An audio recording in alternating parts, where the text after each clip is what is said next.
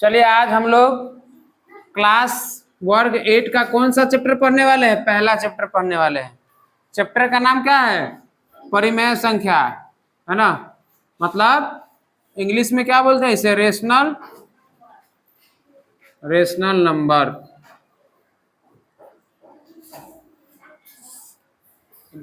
Rational number परिमेय संख्या पढ़ने से पहले हम लोग कुछ बेसिक जो होता है संख्या का वो सब पढ़ लेते हैं। पहले हम लोग प्राकृत संख्या जान लेते हैं कि प्राकृत संख्या क्या है और क्या प्राकृत संख्या से ही हमको काम चल जाएगा या प्राकृत संख्या के अलावे जो अन्य संख्या आती है उसको पढ़ना पड़ेगा। तो हम लोग एक चीज, प्राकृत संख्या जो होता है क्या होता है? गिनती की सभी संख्या को क्या कहा जाता है? प्राकृत संख्या। और गिनती की संख्या सामान्य रूप से कहाँ से स्टार्ट होती है? 1 से, है ना। तो गिनती की संख्या को हम लोग क्या कहते हैं?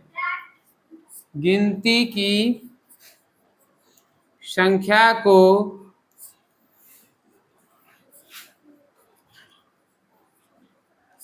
प्राकृत संख्या कहते हैं। तो गिनती की संख्या को क्या कहा जाता है? प्राकृत संख्या। और उसकी शुरुआत कहाँ से होती है? इसका उदाहरण हम लोग अगर ले 1 2 3 4 5 6 और ये कहाँ तक जाएगी? अनंत तक जाएगी, इन्फिनिटी तक जाएगी। इसका कोई अंत नहीं, हम लोग लिखते जाएंगे, खत्म ही नहीं होगा। तो क्या ये जितने भी नंबर्स है क्या हमें सिर्फ प्राकृत संख्या से काम चल जाएगा? तो आइए देखते हैं क्या काम चलेगा कि नहीं चलेगा। अगर हम लोग समीकरण का बात करें, अगर कहीं लिखा हुआ है x + 5 = 11, x + 5 = 11 कहीं लिखा हुआ है, इसमें x का मान निकालने पर 11 - 5 कितना हो जाएगा? 6 हो जाएगा। तो 6 तो समझ में आ रहा है कि भाई हम लोग पढ़े हैं प्राकृत संख्या है, पढ़े हैं ना। अगर कहीं हमारा समीकरण इस प्रकार से दिया रहे x प्लस, है ना, 2 बराबर कितना रहे? 1, कितना रहे? 1। x + 2 = 1, x + 2 = 1 रहे। इसमें x का मान निकालने पर क्या हो जाएगा? -1 हो जाएगा। तो क्या ये गिनती की संख्या -1 है? नहीं है ना। तो गिनती की संख्या -1 नहीं है, इसका मतलब है कि हमें कुछ ना कुछ प्राकृत संख्या के अलावे और जानने की जरूरत है ना।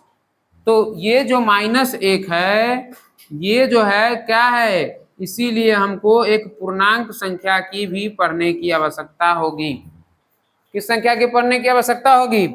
पूर्णांक संख्या की पढ़ने की आवश्यकता होगी, क्योंकि माइनस में जो चला आया है ना, हम लोग संख्या रेखा पर पढ़ते हैं। संख्या रेखा में बीच वाला क्या होता है? 0, बीच वाला 0।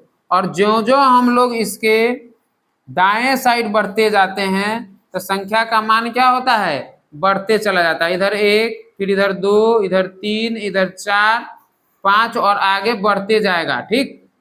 और 0 से इस साइड जाएंगे तो -1 -2 -3 फिर -4 -5, इतना ही तक लिखते आगे बढ़ते चला जाएगा, है ना।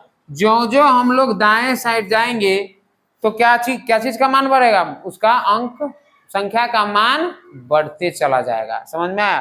तो हम लोग बोलेंगे -4 बढ़ा कि -3 बढ़ा, तो दाएं साइड बढ़ रहे हैं ना, तो -4 से बढ़ा -3, -3 से बढ़ा -2, -1 से बढ़ा 0 और -1 से बढ़ा फिर 1। जो जो इधर बढ़ते चले जाएंगे क्या होगा? संख्या का मान बढ़ते चला जाएगा। यानी कि संख्या सिर्फ प्राकृत संख्या से काम नहीं चलेगी।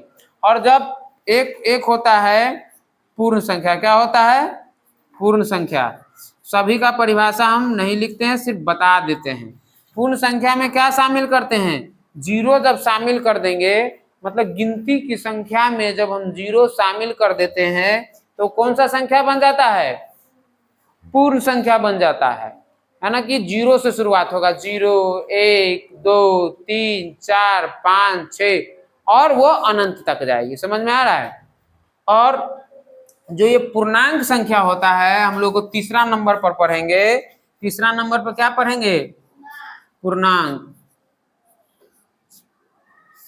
पूर्णांक का परिभाषा होता है जब हम प्राकृत संख्या और प्राकृत संख्या का ऋणात्मक, मतलब कि माइनस साइन वाले ऋणात्मक, मतलब कि जितने भी प्राकृत संख्या है वो सारे प्राकृत संख्या, और उसी प्राकृत संख्या के सारे ऋणात्मक संख्या, मतलब -1, -2, -3, -4, सभी में माइनस लगा देंगे तो सभी ऋणात्मक संख्या, और उसमें जीरो को भी शामिल कर देते, क्या बन जाता है?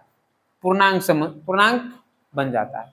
तो ये हमें है ना, जब सॉल्यूशन को जब सोल्व करेंगे इसको, तो कहीं कहीं समीकरण का मान 0 भी आएगा। जैसे मान लीजिए कहीं लिखा हुआ है x + 5 = 5, तो क्या है यहाँ पर x का मान निकालने पर क्या हो रहा है? 5 - 5 बराबर कितना हो जाएगा बच्चों? 0। यानी कि 0 क्या आ गया? पूर्ण संख्या। क्या आ गया? 0 पूर्ण संख्या। यानी कि हमें परिमेय संख्या पढ़ने से पहले प्राकृत संख्या, पूर्ण संख्या और पूर्णांक पढ़ना पड़ा है। इतना बात समझ में आ गया है? चलिए हम लोग आगे देखते हैं।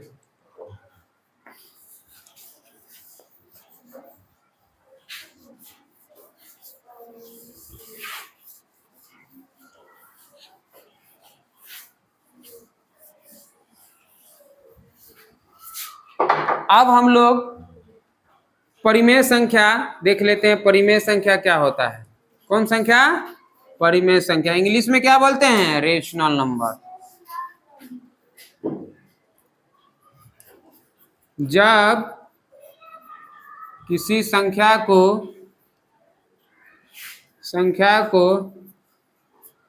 p/q के रूप में लिखा जाए, जहां q जो है किसके बराबर नहीं हो? 0 के बराबर न हो, है ना। एग्जाम्पल है 4/5, कितना? 2/3, है ना। इसमें क्या है हम पूछते हैं? ये हो गया 5/8, 9/10, ये सभी क्या है? परिमेय। यहाँ पर जब किसी संख्या को p/q के रूप में लिखा जाए जहाँ q 0 के बराबर ना हो, और p और q क्या होना चाहिए? p अथवा q पूर्णांक संख्या हो। कौन सा संख्या हो? पूर्णांक संख्या हो। कौन सा संख्या हो? मतलब कि ऊपर नीचे माइनस भी लगा हो सकता है, जैसे -9/10, है ना, -5/6, ये भी हो सकता है। अगर हम पूछेंगे कि क्या बताइए 8/0, क्या ये परिमेय संख्या है? नहीं है, क्योंकि नीचे वाला 0 नहीं होना चाहिए। ये परिमेय संख्या है? ये परिमेय संख्या नहीं है, क्योंकि q जो नीचे वाला जो है वो 0 नहीं होना चाहिए। इतना परिमेय संख्या की परिभाषा समझ में आ गया है। चलिए अब इस पे हमें इस चैप्टर में 3 रूल दिए हुए हैं। कितने रूल दिए हुए हैं? 3 रूल दिए हुए हैं। उसमें पहला रूल है कौन सा? हम लोग तीनों रूल का नाम पहले लिख लेते हैं। समवृत्त रूल। कौन सा? समवृत्त रूल। दूसरा है ना, इसमें दूसरा रूल है क्रम विनिमयता। क्रम विनिमयता, ये दोनों रूल को अभी पढ़ेंगे, और बाकी जो एक रूल और बच जाएगा उसको सेकेंड क्लास में, दूसरे क्लास में हम लोग पढ़ेंगे। तो पहले हम लोग कौन सा रूल पढ़ लेते हैं? समवृत्त रूल को। पहले हम लोग समवृत्त रूल को देख लेते हैं।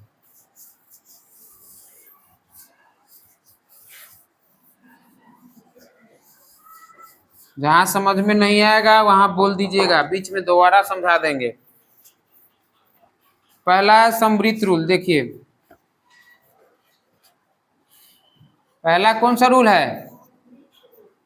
हाँ, समवृत्त नियम। देखिए इस पे हम लोग समृद्ध रूल जो है इधर हम लोग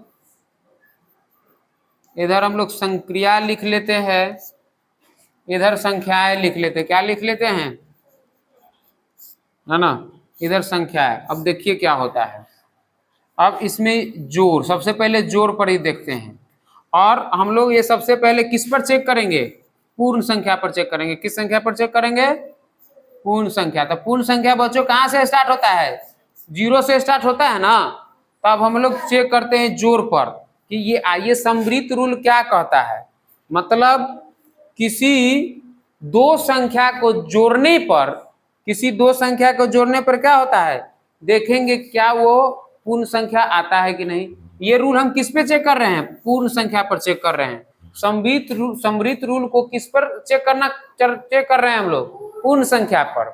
तो पूर्ण संख्या में सबसे पहले हम लोग एक नंबर में जोड़ पर देखते हैं। तो क्या दो पूर्ण संख्याओं को जोड़ने से क्या हमारा उत्तर पूर्ण संख्या ही आएगा। अब चलो चेक कर लेते हैं। कोई भी एक पूर्ण संख्या बताइए। मान लेते हैं एक पूर्ण संख्या 5 मान लेते हैं, और दूसरा पूर्ण संख्या हम लोग 6 मान लेते हैं। क्या इन दोनों को जोड़ेंगे तो कितना आएगा, 11। और जो हम जोड़ने पर जो संख्या आ रहा है, क्या वो भी पूर्ण संख्या है। तो ये पूर्ण संख्या है, ये भी पूर्ण संख्या है। यानी कि पूर्ण संख्या पर समृद्ध रूल जो है योग पर क्या होता है, अप्लाई होता है। क्या होता है, अप्लाई होता है। दूसरा हम लोग इसको क्या चीज पर देख लेते हैं, व्यवकलन, मतलब घटाव पर। क्या चीज पर, घटाव पर। अब हम लोग दो पूर्ण संख्या लेते हैं। बताइए कौन कौन ले ले पूर्ण संख्या में, एक 7 और 8। चलिए एक 7 ले लेते हैं और एक 8 ले लेते हैं। क्या इन दोनों को घटाने पर क्या हमें पूर्ण संख्या मिलता है, इसको चेक करेंगे। तो इसमें बीच में माइनस का साइन दे देते हैं, क्योंकि इन दोनों को घटाना है ना। इसका आंसर बच्चों क्या आएगा, -1। तो क्या -1 पूर्ण संख्या है, नहीं है। क्यों, क्योंकि पूर्ण संख्या कहाँ से स्टार्ट होती है, 0 से स्टार्ट होती है। अभी ना थोड़ा देर पहले बताएं कि पूर्ण संख्या 0 से स्टार्ट होती है। तो यहाँ -1 हो गया, ये पूर्ण संख्या है, पूर्ण संख्या नहीं है। इसीलिए इस पे व्यवकलन पर समृद्ध रूल किसके लिए, पूर्ण संख्या के लिए। व्यवकलन पर समृद्ध रूल पूर्ण संख्या के लिए अप्लाई होगा, नहीं होगा। अब आगे तीसरा हम समझते हैं। इसमें किसी को भी परेशानी होगा तो जरूर बताइएगा। तीसरा क्या है, गुना। तो हम लोग दो पूर्ण संख्या को क्या करके देखेंगे, गुना करके देखेंगे। जोड़ चेक कर रहे थे तो दोनों को जोड़ रहे थे, घटाव चेक कर रहे थे दोनों को घटा रहे थे, और गुना चेक कर रहे थे तो क्या करेंगे, दो पूर्ण संख्याओं को हम लोग गुना करेंगे। तो मान लीजिए एक पूर्ण संख्या 4 ले लेते हैं। एक पूर्ण संख्या कितना ले ले, 5। चलिए 5 ही ले लेते हैं। तो आंसर कितना होगा, 20 होगा। तो ये क्या, ये 4 भी पूर्ण था, 5 भी पूर्ण था, और 20 भी क्या है, पूर्ण संख्या। तो हमारा इस पे रूल अप्लाई होगा, हाँ होगा, है ना। मतलब गुना जो है समृद्ध रूल का, है ना, पूर्ण संख्या के लिए अप्लाई हो पा रहा है। ठीक है, आगे इसी प्रकार हम लोग 4 में भाग पर चेक करते हैं। किस पर, भाग पर। दो पूर्ण संख्या बताओ कौन कौन ले ले भाग में, 4 और 2, है ना। 4 और हम लोग मान लेते हैं 4 और 2 न लेकर के हम लोग दूसरा कुछ ले ले। 4 भागा हम लोग 5 ले लेते हैं। क्या ले लेते हैं, चाहे 7 ले लेते हैं। क्या ले लेते हैं, 4 भागा 7। तो कितना आंसर हो जाएगा, इसको इधर वाला नीचे हो जाएगा, भाग है तो इधर वाला नीचे चला जाएगा। तो 4/7 क्या पूर्ण संख्या है, नहीं, ये पूर्ण संख्या नहीं है। कौन सा संख्या आ गया, परिमेय संख्या आ गया। परिमेय संख्या आ गया ना। तो परिमेय संख्या जब आ गया, लेकिन ये रूल कहता है कि अगर दो हम लोग क्या बोलते हैं, अगर पूर्ण संख्या लेते हैं उसको भाग करने पर पूर्ण संख्या ही आना चाहिए। तो ऐसा हर एक परिस्थिति में नहीं होगा। एक परिस्थिति ऐसा है जिसमें हो भी सकता है। जैसे मान लो कि हम 4 ले लिए, ठीक है, और 2 ले लिए, तो 2 हो जाएगा। मतलब ये भी पूर्ण संख्या, जिससे भाग दे रहे हैं वो भी पूर्ण संख्या, और हमारा जो आंसर आ रहा है वो भी पूर्ण संख्या। लेकिन कोई भी एक बार भी अगर गलत साबित हो जाता है तो उसको रूल नहीं मानना है। तो क्या होगा, इसके लिए गलत ही हो जाएगा। मतलब कि भाग जो है समृद्ध रूल का पूर्ण संख्या पर अप्लाई नहीं होता है। है ना। इसी प्रकार ये पूर्ण संख्या पर हम लोग चेक किए हैं, तो एक पूर्ण संख्या पर हम चेक करके बता दिए हैं। इसी प्रकार से आप लोगों को पूर्ण संख्या के बदला कौन सा संख्या चेक करना है, आपको पूर्ण संख्या के बाद क्या पढ़ाए हैं, प्राकृत संख्या पर चेक करना है। किस पर चेक करना है, परिमेय संख्या पर चेक करना है, समझ में आया। और पूर्णांक पर चेक करना है। पूर्णांक समझ रहे हो ना, माइनस वाला, जिसमें हम लोगों को निगेटिव ऋणात्मक संख्या भी आता है, जीरो भी आता है, और पॉजिटिव धनात्मक संख्या भी आता है। तो हमें पूर्ण संख्या पर भी, पूर्णांक पर भी चेक करना है और परिमेय संख्या पर भी चेक करना है। इस तीनों को चेक करके लाइए, और आगे हम लोग दूसरा क्लास में दूसरा रोल और तीसरा रोल हम लोग दूसरा क्लास में पढ़ लेंगे। चलिए ठीक है।